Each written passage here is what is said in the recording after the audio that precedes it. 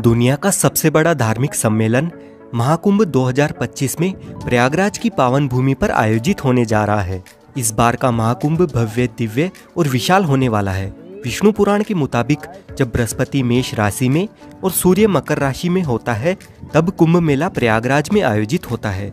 कुंभ मेला हिंदू धर्म का एक प्रमुख धार्मिक पर्व है, जो हर 12 साल में आयोजित किया जाता है। महाकुंभ 13 जनवरी 2025 से 26 फरवरी 2025 तक प्रयागराज में होगा। इस भव्य और दिव्य महाकुंभ में लगभग 40 करोड़ से ज्यादा श्रद्धालुओं के आने की संभावना है। हिंदू मान्यताओं के अनुसार कुंभ में शाही स्नान करने से समस्त पापों का नाश होता है और व्यक्ति को मोक्ष की प्राप्ति होती है। कुंभ के दौरान विशेष रूप से पवित्र नदियों में स्नान करने से आत्मा शुद्ध होती है। शाही स्नान कुंभ मेले की मुख्य विशेषता है। यह स्नान साधु संत, महात्मा, अन्य तीर्थ यात्रियों के लिए एक विशेष अवसर होता है। कुंभ मेले के शाही स्नान को पुण्य स्नान भी माना जाता है, क्योंकि इसे करने से व्यक्ति को पुण्य की प्राप्ति होती है। यह एक प्रकार का भक्ति और समर्पण है, जहाँ व्यक्ति अपने जीवन के सभी दुख और कठिनाइयों को भगवान के चरणों में समर्पित करता है और आशीर्वाद प्राप्त करने का प्रयास करता है। कुंभ मेले का शाही स्नान न केवल एक धार्मिक अनुष्ठान है, बल्कि यह भारतीय संस्कृति, परंपरा और आस्था का एक सुंदर उदाहरण है। प्रयागराज में लगने वाले महाकुंभ का महत्व सबसे ज्यादा इसीलिए है क्योंकि प्रयागराज सबसे प्राचीन शहरों में से एक है और यहाँ विशेष रूप से 3 नदियों का त्रिवेणी संगम है। माँ गंगा, यमुना और अदृश्य माँ सरस्वती के संगम यानी मिलन बिंदु को त्रिवेणी संगम के नाम से जाना जाता है और इसी पवित्र त्रिवेणी संगम पर स्थित होने की वजह से इस स्थान को प्रयागराज कहा जाता है। पौराणिक ग्रंथों के अनुसार प्रयागराज तीर्थराज है, यानी सभी तीर्थों का राजा। प्रयागराज में प्रतिवर्ष माघ मेला, हर 6 वर्ष में अर्धकुंभ मेला और हर 12 साल में महाकुंभ का आयोजन होता है। तो दोस्तों, अगर आप भी 2025 के महाकुंभ में आना चाहते हैं तो आपको इस वीडियो में महाकुंभ के बारे में संपूर्ण जानकारी मिलेगी। जैसे आप प्रयागराज महाकुंभ 2025 में कैसे आ सकते हैं, महाकुंभ में रहने की और खाने पीने की क्या क्या सुविधा उपलब्ध रहेगी, एकदम सस्ते में आप कहां पर रुक सकते हैं और टेंट बुकिंग कैसे कर सकते हैं। साथ ही महाकुंभ के अलावा प्रयागराज में आप एक दिन में कहां पर घूम सकते हैं, शाही स्नान की तिथियां कौन सी है और महाकुंभ में घूमने का कितना खर्चा आएगा, ऐसी कंप्लीट इन्फॉर्मेशन आपको इस वीडियो में मिलेगी। तो वीडियो को अंत तक जरूर देखिए ताकि आपको महाकुंभ 2025 की सारी जानकारी समझने में आसानी रहे। और इसके साथ ही वीडियो को लाइक और चैनल को भी सब्सक्राइब कर लीजिए, क्योंकि ऐसे ही टूर गाइड वीडियोस और महाकुंभ 2025 से रिलेटेड वीडियोस आपको इस चैनल पर देखने को मिलते रहेंगे। इस बार का ये महाकुंभ 45 दिन तक चलने वाला है, यानी कि हर दिन यहाँ पर आपको 3 से 4 करोड़ लोग देखने को मिल सकते हैं। और इतने सारे श्रद्धालुओं के लिए महाकुंभ मेला क्षेत्र को 25 अलग अलग सेक्टर्स में बांटा गया है और इतने सारे लोग एक ही जगह पर गंगा स्नान तो नहीं कर पाएंगे, इसलिए 7 पक्के स्नान घाट भी बनाए गए हैं। और साथ ही कुंभ मेले का क्षेत्रफल 3200 हेक्टेयर से बढ़ाकर 4000 हेक्टेयर किया गया है, जहां पर कल्पवासियों के लिए तंबू बने हुए हैं और यहां पर मेले के दौरान कई कथावाचक मौजूद होंगे जो कि कथा करेंगे। उनके लिए पंडाल बने हुए रहेंगे। लोगों के खाने पीने, सोने और शौचालय की व्यवस्था भी रहेगी और बहुत सारी चीजों की फ्री सेवा रहेगी। अगर अभी भी आपको लग रहा है कि यह कोई छोटा मोटा कुंभ है, तो आप इसका अंदाजा इस बात से लगा सकते हैं कि इस महाकुंभ को हैंडल करने के लिए यानी सिक्योरिटी देने के लिए 37,611 पुलिसकर्मी रहेंगे और इस पूरे संगम को साफ सुथरा रखने के लिए 22,000 से ज्यादा सुरक्षा कर्मचारी होंगे। इसके अलावा कई एनजीओ अपनी सेवा प्रदान करेंगे और इस पार से उस पार आने जाने के लिए गंगा यमुना की जलधारा पर 30 पीपा पुल का निर्माण हुआ है, जिसे पांटुल पुल कहा जाता है। यह मेला न केवल भारत के लिए बल्कि विदेशों से आने वाले लोगों के लिए भी एक महत्वपूर्ण अवसर है। ऐसे में प्रशासन ने इस भव्य आयोजन को सफल और सुरक्षित बनाने के लिए व्यापक तैयारियां की है। मेले में आने वाले श्रद्धालुओं के लिए यात्रा की व्यवस्था को सुचारू बनाने के लिए अलग अलग रास्ते निर्धारित किए गए हैं। प्रयागराज शहर के चारों ओर यातायात का प्रबंधन इस तरह से किया गया है कि लोगों को किसी भी तरह की समस्या का सामना नहीं करना पड़ेगा। प्रशासन ने शहर के अलग अलग हिस्सों में पार्किंग की व्यवस्था भी की है ताकि श्रद्धालु अपनी गाड़ियों को सुरक्षित स्थान पर रख सके। विशेष रूप से पीक डेज यानी शाही स्नान वाले दिनों में जब सबसे ज्यादा भीड़ रहेगी, तब श्रद्धालुओं को केवल 1 से 5 किलोमीटर तक पैदल चलना होगा और बाकी अन्य दिनों में आपको सिर्फ 1 किलोमीटर से ज्यादा पैदल नहीं चलना पड़ेगा। और सिर्फ महाकुंभ में आने वाले लोगों के लिए पूरे देश भर से 3000 से स्पेशल ट्रेन सहित 13000 से ज्यादा ट्रेन चलाई जाएगी और ट्रेन के साथ ही प्रयागराज में 7,000 बस भी महाकुंभ के लिए चलेगी। इससे कुंभ में आने जाने के लिए आपको कोई भी समस्या नहीं आएगी। अब बात कर लेते हैं प्रयागराज कैसे पहुंचा जाए। देखिए, प्रयागराज में काफ़ी सारे रेलवे स्टेशंस बने हुए हैं, जैसे Prayagraj junction, Prayagraj Rambagh, Prayag Sangam, Naini junction, Prayag Chheoki junction, Daraganj, Subedarganj, Bamrauli, Phaphamau junction और झूंसी। अगर आपके यहाँ से इन रेलवे स्टेशंस तक ट्रेन आती है तो आप इनमें से कहीं पर भी आ सकते हैं, जो कि त्रिवेणी संगम से 7 से 8 किलोमीटर के डिस्टेंस पर ही है।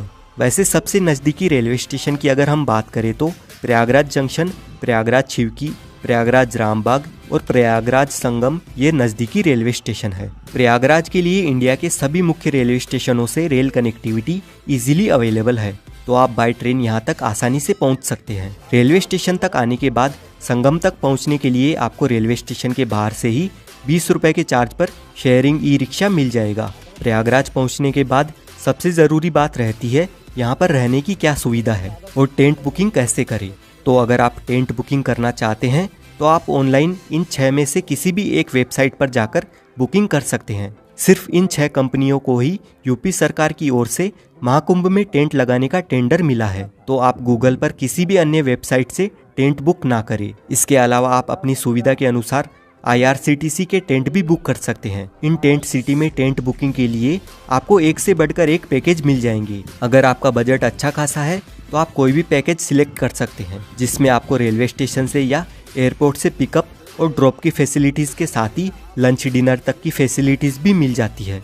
लेकिन इन टेंट के चार्जेस की शुरुआत एक दिन के लिए 10,000 रुपये से लेकर 80-90 हज़ार रुपये तक है, जिनमें सेमी डिलक्स, डिलक्स और लग्जरी डिलक्स कॉटेजेस शामिल है। और वहीं डॉर्मेट्री के लिए 1500 रुपये पर पर्सन के चार्जेस हैं, सिर्फ एक दिन के लिए। अधिक जानकारी के लिए आप कुंभ की इस ऑफिशियल वेबसाइट पर जाकर चेक कर लीजिए। वहीं अगर आप होटल में रुकने का प्लान बनाते हैं तो गूगल पर अलग अलग वेबसाइट है, जहां से आप ऑनलाइन होटल बुकिंग भी कर सकते हैं। अगर आपका बजट टेंट या महंगी होटल बुक करने का नहीं है तो प्रयागराज में काफ़ी सारी सस्ती और अच्छी धर्मशालाएं भी बनी हुई है। इनमें भी आप अपने रहने की सुविधा का बंदोबस्त कर सकते हैं और ये धर्मशालाएं संगम के नज़दीक में ही स्थित है, तो आपको और भी सुविधा मिल जाएगी। और अगर आपका बजट बिल्कुल भी नहीं है या आपको रूम अवेलेबल नहीं मिलता है तो आप बिल्कुल भी निराश ना रहे।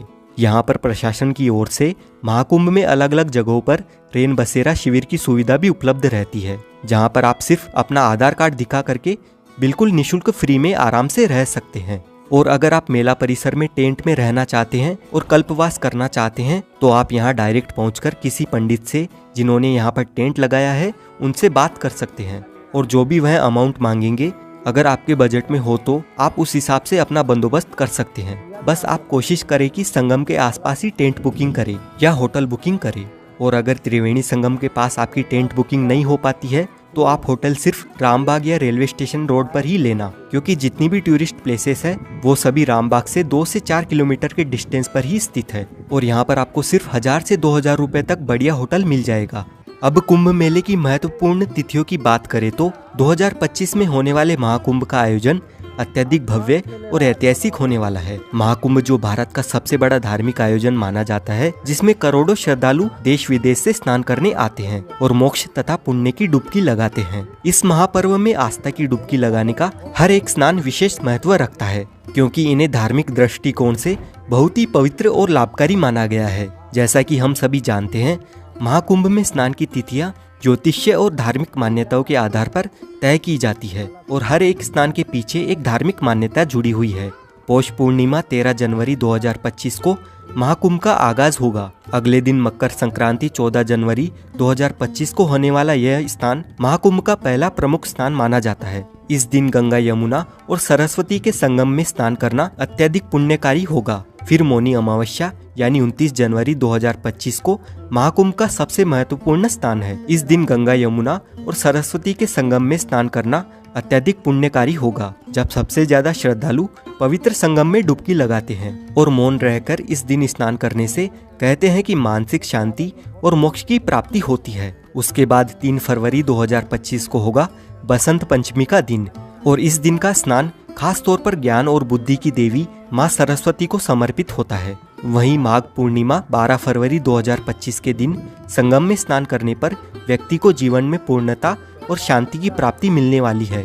आखिर में महाशिवरात्रि का पर्व 26 फरवरी 2025 को होगा और ये दिन भगवान शिव की आराधना के लिए बहुत ही महत्वपूर्ण माना जाता है और इसी स्नान के साथ कुंभ का समापन भी हो जाएगा। एक बात का आप ध्यान रखें कि जब भी जिस दिन शाही स्नान होता है उससे एक दिन पहले सारे प्राइवेट और पब्लिक व्हीकल की एंट्री बंद हो जाती है। तो अगर आप शाही स्नान के पर्व पर कुंभ में आना चाहते हैं तो ध्यान रखिएगा कि आपको एटलीस्ट किसी भी एक शाही स्नान के दिन से 2 दिन पहले पहुंचना होगा। सपोज अगर आप 14 जनवरी को स्नान करना चाहते हैं तो आप एटलीस्ट 12 जनवरी को मॉर्निंग में या आफ्टरनून तक यहाँ पर पहुँच जाए ताकि आप अपने व्हीकल से या पब्लिक व्हीकल से महाकुंभ मेला परिसर तक पहुँच सके। अब आपको कुंभ की विशेष तिथियों और स्नान पर्व के बारे में तो पता चल गया, लेकिन ये कुंभ लगाया क्यों जाता है, इसके पीछे की कहानी क्या है, आइए जानते हैं।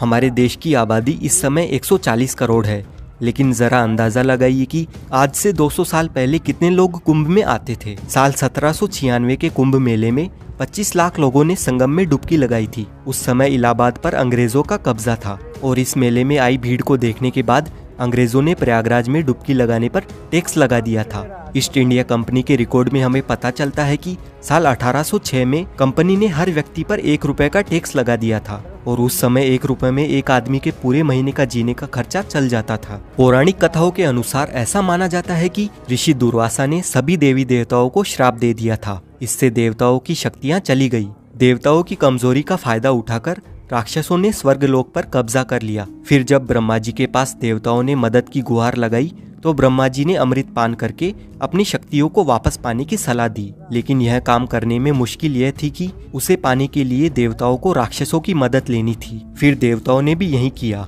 उन्होंने राक्षसों से मदद लेकर बदले में आधे अमृत को देने की बात कही और सभी राक्षस इस डील को मान गए। और फिर होती है अमृत की खोज में समुद्र मंथन की शुरुआत। बड़ी मेहनत के बाद समुद्र मंथन से अमृत की प्राप्ति हुई, लेकिन जैसे ही अमृत निकला देवता और राक्षस दोनों में अमृत को पूरा हड़पने की होड़ मच गई। इसके बाद देवता राक्षसों की आंखों में धूल झोंककर अमृत पाने में कामयाब हो गए और वह अमृत लेकर दौड़ पड़े। राक्षसों ने भी हार नहीं मानी और पूरे 12 दिनों तक उनका पीछा किया। इसी भागने भगाने में कलश से 4 अमृत की बूंदें स्वर्ग से धरती पर गिर गई।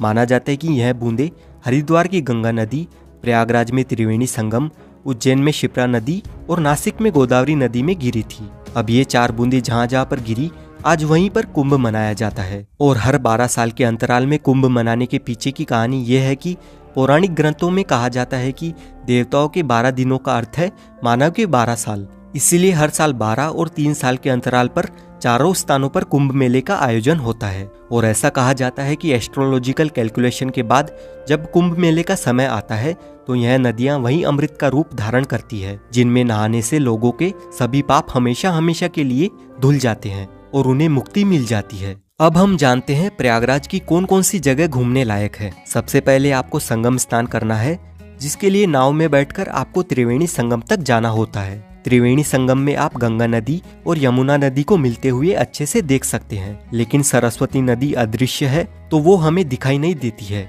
संगम में स्नान करने के बाद आप आ जाए इस अकबर के किले में। इस किले के अंदर है ये अक्षयवट, जो कि इतना प्राचीन है कि 4 युगों से भगवान विष्णु से लेकर 5 पांडव यहाँ तक आ चुके हैं। यहीं पर पातालपुरी मंदिर बना हुआ है, जिसका इतिहास काफी रोचक है। और यहाँ से पास में ही श्री बड़े हनुमान जी का मंदिर है। इस मंदिर में हनुमान जी लेटी हुई मुद्रा में अपने भक्तों को दर्शन देते हैं और इस मंदिर का इतिहास भी काफी प्राचीन है। लेटे हुए हनुमान जी के दर्शन करने के बाद यहाँ से 200 मीटर दूर आप आ जाइए आदिशंकर विमान मंडपम मंदिर में। ये मंदिर प्रयागराज का प्रसिद्ध मंदिर है। द्रविड़ संस्कृति में मंडप यानी मंदिर का प्रवेश द्वार होता है, जो कि स्तंभों पर टिका होता है। जैसे ये मंदिर 16 खंभों पर टिका हुआ है और मंदिर के ऊपर का गुंबद विमान कहलाता है, इसीलिए इस मंदिर का नाम है आदिशंकर विमान मंडपम। और इस मंदिर में हमें काफी सारे देवी देवताओं के दर्शन मिलते हैं। संगम पर सभी मुख्य प्लेसेस घूमने के बाद आप आ जाइए अलोपी देवी मंदिर में। माँ अलोपी देवी मंदिर 51 शक्तिपीठों में से एक है और यहाँ पर माता सती के दाहिने हाथ का पंजा कटकर गिरा था। यहाँ से अब हम जाएंगे भारद्वाज पार्क और उनके आश्रम में। लेकिन वहाँ जाने से पहले दोस्तों, अगर आप लंच करना चाहेंगे तो प्रयागराज में काफी सारे रेस्टोरेंट्स मिल जाएंगे, तो आप यहाँ पर लंच, डिनर और ब्रेकफास्ट कर सकते हैं। अब दोस्तों, भारद्वाज आश्रम के आसपास ही बाकी की टूरिस्ट प्लेसेस मौजूद है और सबसे पहले हम जाएंगे भारद्वाज पार्क। यहाँ पर आपको भारद्वाज मुनि की बड़ी सी मूर्ति देखने को मिलती है और साथ ही इस पार्क में हमें भारद्वाज आश्रम की छोटी सी झलक भी दिखाई देती है और यहीं से 250 मीटर दूर भारद्वाज आश्रम स्थित है। अपने वनवास के दौरान श्री राम जी सबसे पहले यहाँ पर आए थे। भारद्वाज मुनि का ये आश्रम त्रेता युग का है और कहा जाता है कि कुंभ मेले के प्रवर्तक भी भारद्वाज मुनि ही थे। भारद्वाज आश्रम के पास में ही आनंद भवन बना हुआ है। यहाँ की एंट्री टिकट 30 रुपए और 100 रुपए की है। इस भवन में आपको पुराने जमाने की काफी सारी एंटिक चीजें देखने को मिलती है। इस भवन में जवाहरलाल नेहरू, इंदिरा गांधी, महात्मा गांधी जी रहा करते थे, तो उनकी काफी सारी यादें यहाँ पर संजोकर रखी हुई है। आनंद भवन घूमने के बाद आप आ जाए चंद्रशेखर आजाद पार्क में। 17 फरवरी 1931 को अंग्रेजों ने चंद्रशेखर आजाद को इसी जगह पर चारों ओर से घेर लिया था। फिर चंद्रशेखर जी ने अपनी पिस्तौल में बची आखिरी गोली अपने आप को ही मार ली थी। चंद्रशेखर आजाद पार्क के सामने पंडित जी की चाट पर कुल्हड़ वाला दही बल्ला, कचौरी, समोसा काफी फेमस है, तो आप यहाँ पर नाश्ता पानी भी कर सकते हैं। उसके बाद आप आ जाए प्राचीन वेणी माधव मंदिर में। त्रिवेणी संगम की रक्षा करने के लिए भगवान विष्णु खुद यहाँ पर विराजमान हुए थे। अब हम आ गए हैं नागवासुकी मंदिर में। इस मंदिर का इतिहास भी काफी दिलचस्प है और ये मंदिर कुंभ मेले से जुड़ा हुआ है। यानी ये वही नागवासुकी जी का मंदिर है जो समुद्र मंथन के समय रस्सी की जगह पर खुद थे। आप महाकुंभ मेला घूमकर इन सभी जगहों पर भी एक दिन में घूम सकते हैं और प्रयागराज की सभी टूरिस्ट प्लेसेस देखने के लिए आप ये वाला वीडियो देख सकते हैं। और महाकुंभ से रिलेटेड आपका जो भी सवाल है आप कमेंट करके पूछ सकते हैं। साथ ही वीडियो अच्छा लगा है तो वीडियो को लाइक और शेयर जरूर करें।